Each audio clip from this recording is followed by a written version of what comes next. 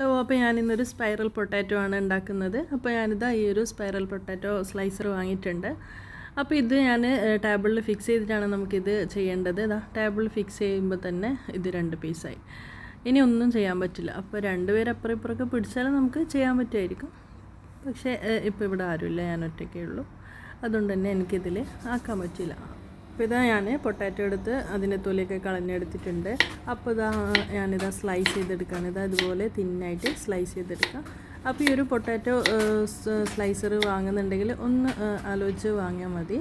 ഞാൻ 2,200 വാങ്ങിയത്. അപ്പോൾ ഒമാൻ റിയാൽ 2,200. അപ്പോൾ പൊട്ടാറ്റോ സ്ലൈസ് ചെയ്തെടുത്തിട്ടുണ്ട്. അപ്പോൾ ഇതൊരു ക്ലോത്തിലോ അല്ലെങ്കിൽ ടിഷ്യൂലോ ഇട്ട് കൊടുക്കുക. അപ്പോൾ ടിഷ്യൂവിൽ ഇടണ്ട. ടിഷ്യൂവിൽ ഞാനിപ്പോൾ ടിഷ്യൂ പൊടിന് പൊട്ടാറ്റോയിലൊക്കെ പിടിച്ചിട്ടുണ്ടായിരുന്നു.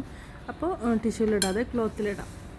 അപ്പോൾ അതിൻ്റെ ഒരു വെള്ളമയക്കൊന്ന് മാറിക്കിട്ടും. അതിലേക്ക് കുറച്ച് ഉപ്പ്, ഒരു 1/4 ടീസ്പൂൺ മാത്രം മതി ഉപ്പ്. പിന്നെ 1 ടേബിൾ സ്പൂൺ നിറയെ കോൺഫ്ലവറും കൂടി ഇട്ട് നന്നായിട്ട് തന്നെ മിക്സ് ചെയ്തെടുക്കാം.